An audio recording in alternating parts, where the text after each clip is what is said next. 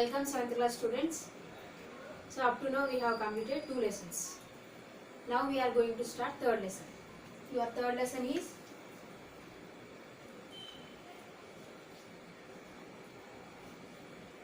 tanks and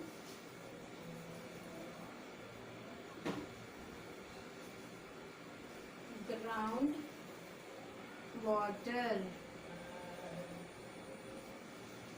Tanks and groundwater. So in the name itself it is very clear that we are going to discuss about the tanks and groundwater. So normally in olden days our ancestors means our elders, our old people, that means our grandpas, grandmas, in that way. So these old people are called as ancestors. Ancestors used to maintain some tanks. So firstly we are going to start part 1. So in this part 1, so our lesson is tanks and groundwater. So if we are dividing, this lesson has 2 parts. One is tanks, another one is groundwater. Tanks part 1, first one. Groundwater is second part in the lesson. So nowadays everyone know, every child know that we are getting the water from the ground. We are switch on, we are oning the switch and the motor will be started, and the motor brings out the water from the ground level to the tank, and we are using that water. So nowadays we know that tank means the tank which is constructed on the upstairs of our house, of our houses. Nowadays still so many families are depending upon the municipal waters. They are filling the drums, some other big things they are filling in the utensils, and they are using the water. Nowadays also in some places like villages, the surrounding areas also we can see the families are still depending upon the municipal tap. At the municipal tap releases the municipality will releases the water morning to us and evening to us. In some places 3 times a day also. So in this way the people are filling the water at their houses and they are using that water. This is one type of usage of water. In another way, some people who are somewhat rich, if the position of financial position is better, means they used to construct the houses and they used to build the tanks on their houses, and then they used to use by taps in that way. So this one, but anyone know how the ancestors are using the water? Nowadays in agriculture fields also the people are getting the water from the bore wells. So bores, from these bores they are getting the water and they are doing the farming. But in olden days there is no technology to bring out groundwater from the ground. At that situations, how our ancestors used to survival? In that olden days itself, where in that olden days the technology is undeveloped and they don't know the techniques of bringing out water from the ground levels. They don't know the technology, they don't know the techniques. At that time, what are the procedures maintained by the ancestors in the usage of the water? That is the topic of tanks. But these tanks are not the tanks which we are constructing upon our house. These are the tanks which are constructed by our ancestors in the olden years, that means some years ago. the this time period which that with this time period is the time period which is the time before the development of the technology. Tanks means what? First of all, what is a tank? A tank is a place which is having a lot of place in it to fill the water in it, and this water is stored for some period of time, and this water is used by the people for their daily needs, animal rearing or farming. So these nowadays we are seeing the tanks in the form of cement bricks, constructing with cement, or another tanks with the plastic bodies. In this way, in some ways also they used to uh, construct the tanks with the iron also, but there is no such type of financial position or techniques in the olden days. They used to construct the tanks. How our ancestors used to construct the tanks, and what is the purpose of constructing the tanks, and how they used to use the water, whether they are using for the drinking, or whether they are using for the farming, or for the daily needs, or drinking. So for what they are using these tanks and water in these tanks. So firstly, part 1. Part 1. Part 1 is tanks.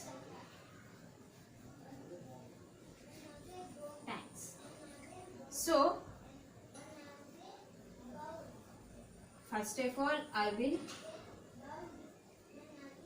draw the diagram. By seeing the diagram, you can say that what is this.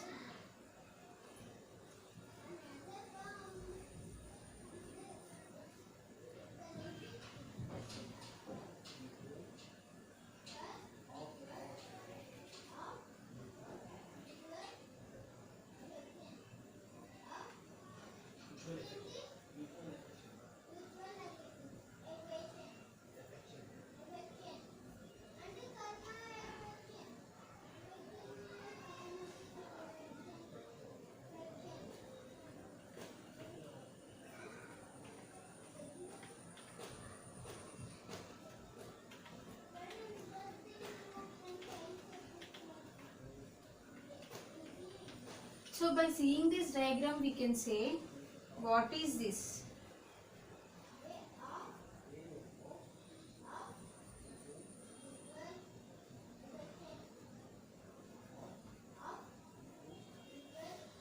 So by seeing this, you can say that this is the tank built in the olden days.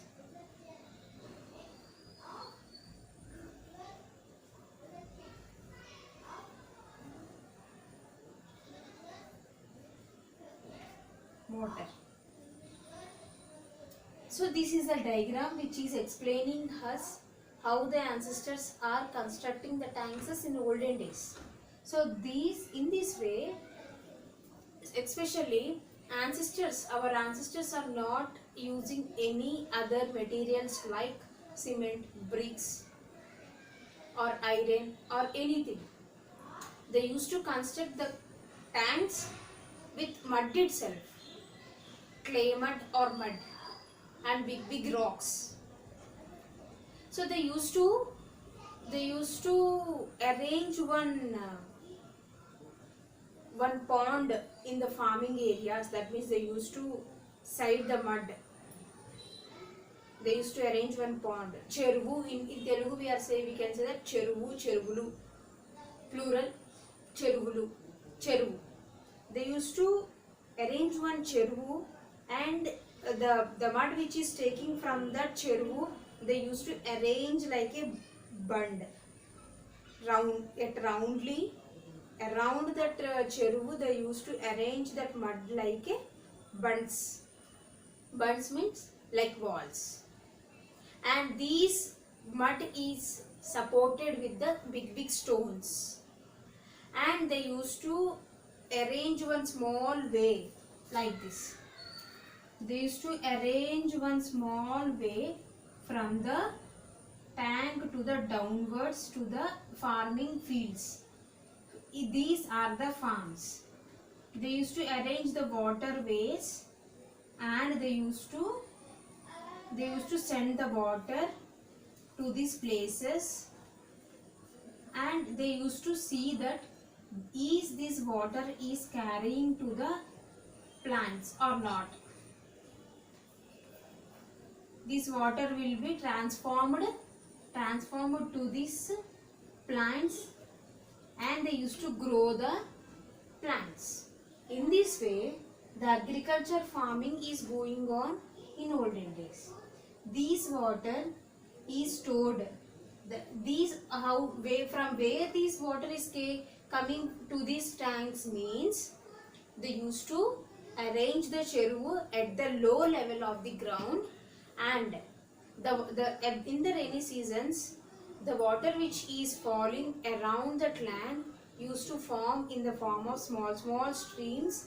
And as we know that the water flows to the slope areas, from higher to slope areas. So these farmers or ancestors used to arrange one cheruvu at the down part. So if this cheruvu is in the down part means automatically the water which is formed in the form of streams, it is falling into the streams. It is forming the streams, and these water which is formed like small streams, it is coming into the cheruvu. These water, the surrounding rainwater is coming and merging into the cheruvu water. So these complete water is coming into the cheruvu. In this way, the cheruvus are filled.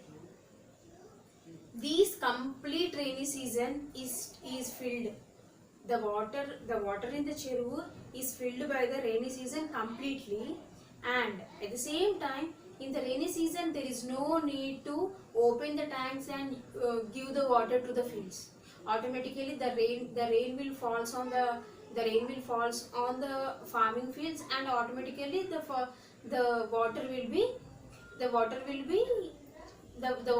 be given to the plants. So no need to open any tanks. That's why the water which is locked in the cheruvus are kept in the same way, and they used to store that water in the tanks itself. These cheruvu water which is stored in the rainy season, the rainwater which is stored in the cheruvus, these water are completely locked from around. After completing the rainy season, after some months, some days, they will arrange a small ways from the cheruvus to the fields. After the rainy season, winter season, then summer season, no, at that time they used to give the small ways to the farming fields like this, and they used to do the farming. So in this way, the ancestors used to do the farmings. In the same way, this is the process which is going on in the agriculture fields, farming fields. So coming to the daily needs, in the same way at the house places also they used to arrange the cheruvus, but somewhat with taking some protections. Then these water, there is a special thing for the ground, that the ground receives the mud and the dust particles to the ground. The water which is flowing upon the water is pure. This water is given to the animals for drinking purpose. Maybe these people also taking them as a drinking water sometimes. They will boil that water, and they will take the water as a drinking water. They will give this water to the animals, and also they use this water for the daily basic needs, daily surviving. So in this way, our ancestors used to construct the tanks, and how these tanks are helpful. These tanks are very helpful for the people.